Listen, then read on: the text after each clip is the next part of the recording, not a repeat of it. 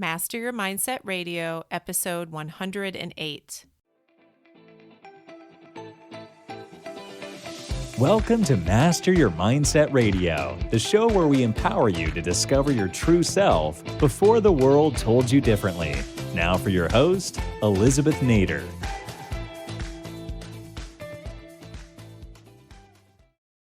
Hey everybody, welcome back to another episode. When I need a little inspiration, when I need to even think about what I'm going to share with you some weeks, I often go to some of my favorite authors.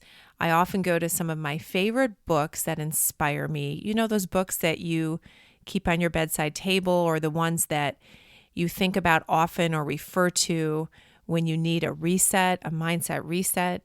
One of those books, and you've heard me talk about it before, is by Jocko Willink, an amazing guy, military man who wrote several books, but the one that I'm always looking at that I love is called Discipline Equals Freedom Field Manual.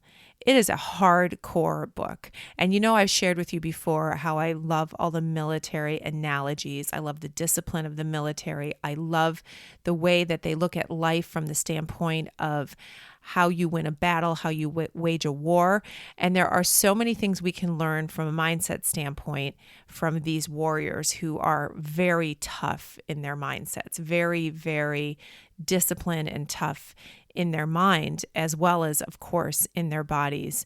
But it's fascinating to me how they look at things. So every now and then I'll grab this book, and if you have it, you understand. You could open it to any page and get inspiration.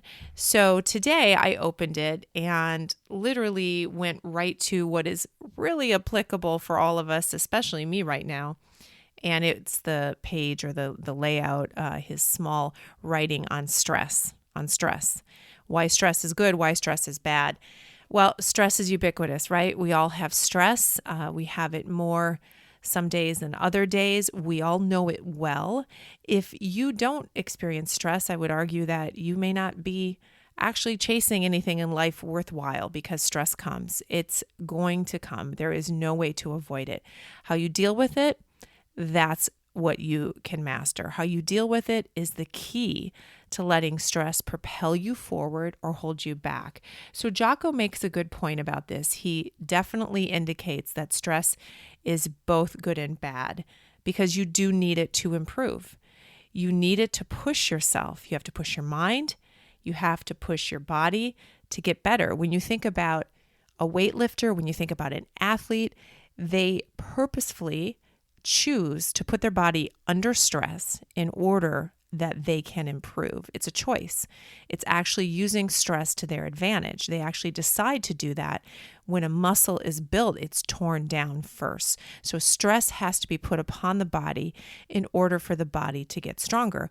We know that at some level, but I don't know that we really understand that that's an example of how we can use stress to our advantage, but using something that is there and that needs to be there. If you were to never do that, you would never physically improve. You would actually waste away. You look at people who have difficult conditions, who are lying in hospital beds for an extended period of time. Their muscles begin to waste away. If there's no stress, no requirement asked of those muscles, no stress put upon them, they simply cease to work, and over time will wither away. So stress, actually, when you think about it, is something that we need. We need that in our life.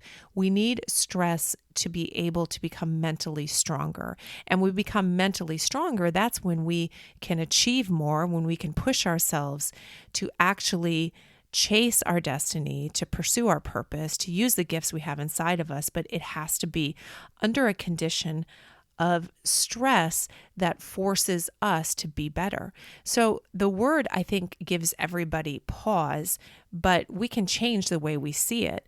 And we certainly need to have the good stress, or at least react correctly to stress. Yes, too much stress on your body, too much stress on your mind is counterproductive, definitely. When cortisol is released as a result of stress in our body, it can have negative effects. You get to the point of adrenal failure. You get to the point where that excess cortisol now causes you to react physically and mentally in a way that is very negative. And you will see after long-term effects of cortisol, you will see your body begin to break down. In fact, even gaining weight and holding on to weight is an example of too much cortisol. So in this world, there's certainly a lot of bad stress, or at least stress that's not dealt with correctly.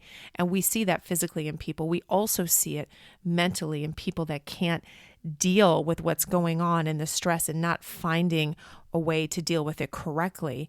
And then therefore it has a negative effect. So the important part of this, I believe, is for us to recognize that stress is necessary, but decide to look at it differently and decide when too much is too much. I think physically, most of us tend to know that. We will push ourselves. Those of us that work out, athletes will push even further. But at some point, the body says to us, enough. And if we don't listen to that, we get injured. If we don't listen to that, we end up with a malady. So when it comes to the body, I think we're more often sensitive to getting to a point where that stress has now turned into bad stress and it's too much. But when it comes to the mind, and that's the area that I love to talk about, do you know what that line in the sand is? Do you know when you've allowed too much stress? It's gone from good stress that pushes you, that changes you, that encourages you to reach for what is best in your life, or has it become debilitating stress, which now actually detracts from your ability to make changes, make good decisions, from being the best at what you're supposed to be doing? Is it starting to actually make you implode in certain areas? Are you not doing what you love as a result of stress? Are relationships hurting as a result? Good stress will make you a better person. Bad stress will tear you down physically and mentally. The good stress equals strength. The bad stress equals eventually destruction. So stress, the word, even saying it, feels like it's negative, but is it really? Do we look at it correctly? Can you do a mindset shift when it comes to stress and be mentally tough enough to be willing to embrace what is good stress? And knowing your limits physically and especially mentally to understand that which you must get out of your life, that which you must not accept, that which you must fix or address so that you don't have the bad stress, that you focus on using the challenges to make yourself better and grow. Because if you don't grow, you stand still. If you don't use your muscles, they wither away. If you don't allow stress to build them, you lose them. If you don't allow the appropriate stress to challenge your mind, to stretch you mentally, even emotionally sometimes, to make you a stronger person, to make you more effective, if you don't allow that to happen, you don't use it, you lose it. So we need it. We need the appropriate stress. We know for centuries, we know stories of people that have been under undue stress that have come out conquerors. The stress you're feeling may feel like a mountain to you, but is it really? And can you choose which part of that makes you better and which part of that you refuse to have in your life?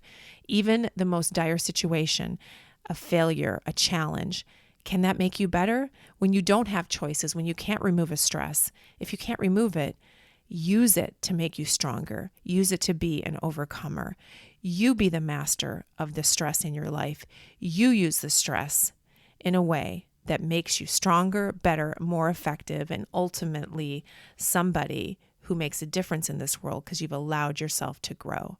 So hopefully by now and going forward, you will look at stress differently, you will speak about it differently, and you will be the master of the stress in your life. Have a great week, guys.